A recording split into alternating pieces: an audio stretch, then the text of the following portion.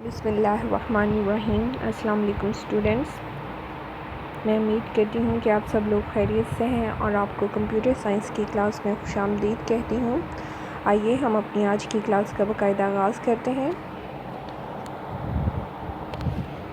आज जो हम टॉपिक करने जा रहे हैं वो है what is ER diagram. ER diagram क्या है, give an example of ER diagram, और इसके साथ ही ईआर डायग्राम की एग्जांपल को भी देखेंगे। ER diagram basically graphical representation है टेबल्स की, जो कि हम डेटाबेस के अंदर बनाते हैं, या उन एंटिटीज़ की जिनके क्रॉस हम डेटाबेस के अंदर टेबल बनाते हैं और उनके दरमियान रिलेशनशिप की। An ER diagram is a graphical representation of a tables entities. Bracket में इसलिए लिखा गया है क्योंकि एंटिटीज़ के ही टेबल बनाए जाते हैं in a database, and the relationship between them, और फिर उन एंटिटीज़ के दरमियान ताल्लुक़ को किस तरह से रिप्रेजेंट करना है, ये ईआर डायग्राम के ज़रिए किया जाता है। और ईआर डायग्राम में ये रिलेशनशिप की बात यहाँ पर निकली है, तो हमने जो आपका प्रीवियस लेक्चर था उसके अंदर हमने टाइप्स ऑफ रिलेशनशिप भी देखे थे। It was developed by the Peter Chen in 1976। ये 1976 में पीटर चैन ने डेवलप किया। ER diagram uses a symbol. ER diagram के अंदर सिंबल्स को यूज़ किया जाता है to represent 3 different type of information. 3 तरह की इंफॉर्मेशन को रिप्रेजेंट करने के लिए। वो 3 तरह की इंफॉर्मेशन कौन कौन सी है, like entity, attribute, relationship. The rectangle is commonly use to represent a entity. Entity को रिप्रेजेंट करने के लिए रेक्टेंगल यूज़ होती है, जैसे यहाँ पर ये रेक्टेंगल एंटिटी के लिए। एट्रीब्यूट के लिए ओवल शेप यूज़ की जाती है, और रिलेशनशिप के लिए डायमंड सिंबल यूज़ किया जाता है। ये मैंने आप लोगों को कल के लेक्चर में भी बताया था। मज़ीद ही आपकी यहाँ पर दोहराई हो रही है कि हमने यहाँ पर भी इसके सिंबल्स जो हैं ये यहाँ पे शो किए गए हैं, और इन सिंबल्स की मदद से ही हम ईआर डायग्राम जो है वो बनाते हैं। डायमंड सिंबल का भी मैंने आपको बता दिया, ओवल का भी बता दिया, और ये किस लिए यूज़ होते हैं ये भी बता दिया। इसके बाद हम देखते हैं एग्ज़ाम्पल को। अब एग्ज़ाम्पल के अंदर अगर आप देखें तो यहाँ पर एक एग्ज़ाम्पल दी हुई है, ईआर डायग्राम जो है वो बनाई गई है। ये ईआर डायग्राम जो है वो किसकी है और इसके अंदर कौन कौन सी पार्टिसिपेंट्स हैं ये हम देखते हैं। An example of ER diagram for car manufacturer is as follow. Car manufacturer यानी कोई कार बनाने वाली कंपनी है जो कि कारें जो है बनाती है, तो वो किस तरह से ये सारा जो प्रोसेस है उसको हम ईआर डायग्राम के ज़रिए शो कराएंगे। अब अगर यहाँ पर आप देखें तो मैन्युफैक्चरर जो है वो, अगर आप यहाँ पर देखें, मैन्युफैक्चरर क्या कर रहा है, बिल्ड्स कर रहा है। बिल्ड्स इसलिए यहाँ पर रिलेशन में आ गया और इसको हमने डायमंड सिंबल से शो करवा दिया, बिल्ड्स अ कार्स। इसके अलावा मैन्युफैक्चरर कॉन्ट्रैक्ट, यहाँ पर मैन्युफैक्चरर का ताल्लुक़ और किसके साथ है, शिपर के साथ है। मैन्युफैक्चरर कॉन्ट्रैक्ट शिपर के साथ कॉन्ट्रैक्ट करता है, यानी जो शिपमेंट करता है, आगे गाड़ियों को भेजता है उसके साथ। इसके अलावा अगर मज़ीद देखें तो यहाँ पे मैन्युफैक्चरर लाइसेंस डीलरशिप, मैन्युफैक्चरर जो है वो डीलरशिप से लाइसेंस लेता है, एंड देन हमारे पास उसके बाद अगर हम देखते हैं तो हमारे पास और कौन सा रिलेशन यहाँ पे बढ़ रहा है, डीलरशिप स्टॉक्स कार। डीलरशिप जो है वो कार्स को स्टॉक करता है। शिपर डीलरशिप स्टॉक्स द कार्स, और इसके अलावा शिपर ये एक रिलेशन ये वाला जो है वो बन रहा है। हम इसको अल्टरनेट डायरेक्शंस में भी रीड कर सकते हैं, यानी शिपर ट्रांसपोर्ट कार्स, और कार्स ये हम इसको रिवर्स डायरेक्शंस में भी पढ़ सकते हैं।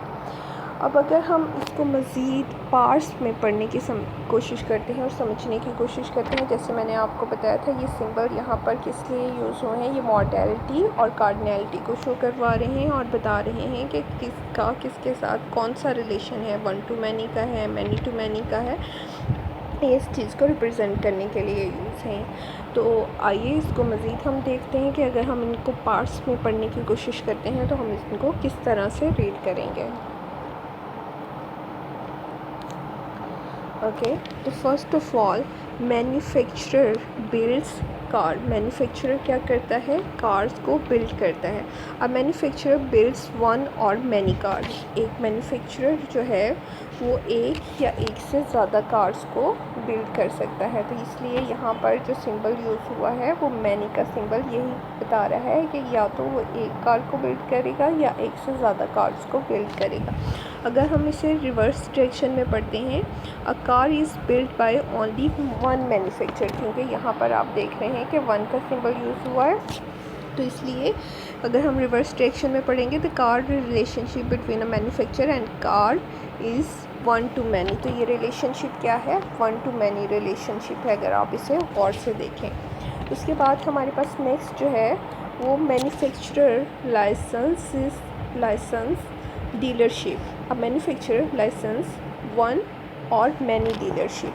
मैन्युफैक्चरर जो है वो एक या एक से ज़्यादा डीलरशिप को लाइसेंस देता है to dealers to sell a car, कि वो कार्स को बेच सके। मैन्युफैक्चरर लाइसेंस देता है किसको? डीलरशिप को, कि वो कार को बेच सके। A single dealership is license by only one manufacturer. Single dealership is license by only one manufacturer and one manufacturer can license by one and many dealership। इसलिए यहाँ पर हमारे पास ये many लिखा हुआ है। The relationship between a manufacturer and dealership is one to many। ये आपको समझ आ रही होगी कि ये यहाँ पे one और ये यहाँ पर many, तो इसलिए हमारे पास रिलेशनशिप कौन सा है? वन टू मैनी का है।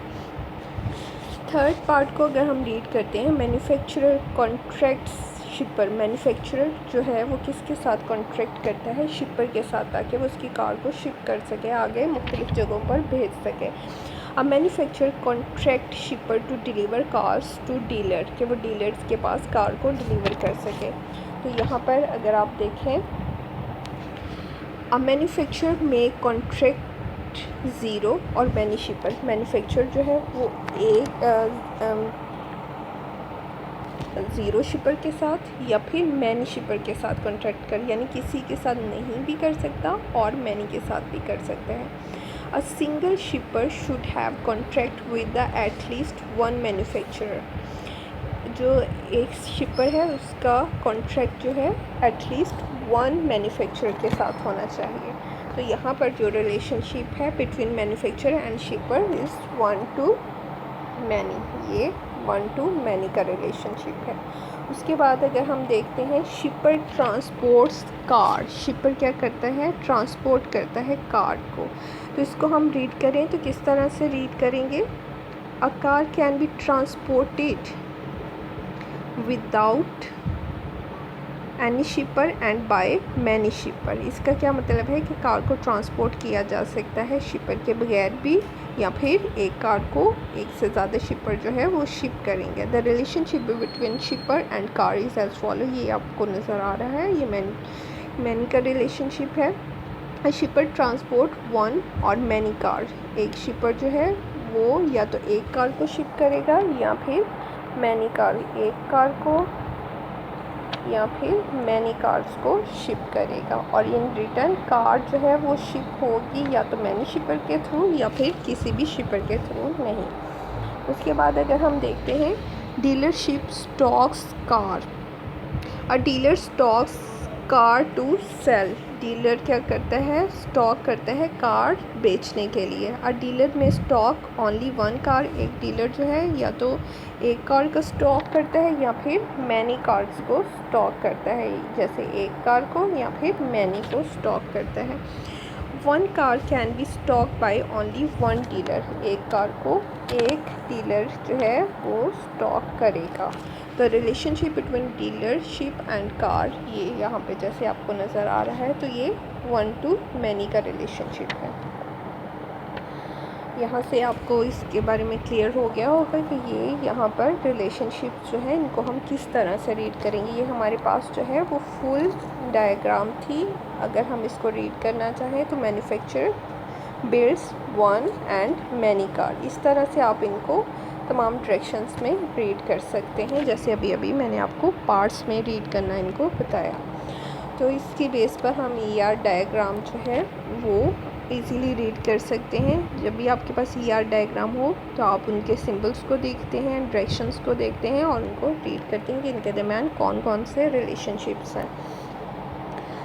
मज़ीद अगर मैं आपको ये आपकी होम असाइनमेंट है कि इसको आप खुद से करेंगे। Draw and explain ER diagram for the system of getting admission in a college. आप कॉलेज में एडमिशन के लिए आते हैं तो इसकी आप ER डायग्राम बनाएंगे। उस ER डायग्राम में सबसे पहले आप बनाने के लिए आप कॉलेज में जब एडमिशन लेने आते हैं तो उसकी एंटिटीज़ यहाँ पे दी गई हैं, जैसे स्टूडेंट्स हैं, ग्रुप्स हैं, फ़ी है। तो यहाँ पे उसका पूरा सिनेरियो यानी उसकी पूरी कहानी किस तरह से स्टूडेंट जो है वो कॉलेज में एडमिशन लेते हैं वो बताया गया है। आगे उसकी एंटिटीज़ भी बताई गई हैं। तो आप इसको खुद से करेंगे, इसको ड्रा करने की कोशिश करेंगे। अगर आप लोगों के ड्रा करने में आपको कोई मुश्किल होगी, कोई परेशानी होगी तो आप लोग मुझसे पूछ सकते हैं। ये आपकी होम असाइनमेंट है और इसको आपने मुझे करके दिखाना है। अगर आप लोगों को कोई भी प्रॉब्लम हुई तो आप मुझे बता दीजिएगा। अगर आप लोगों के इस लेक्चर से रिलेटेड कोई क्वेश्चंस, कोई क्यूरीज हैं, कोई चीज़ नहीं समझ आई तो मुझसे पूछ सकते हैं। नेक्स्ट लेक्चर के लिए अल्लाह हाफिज़।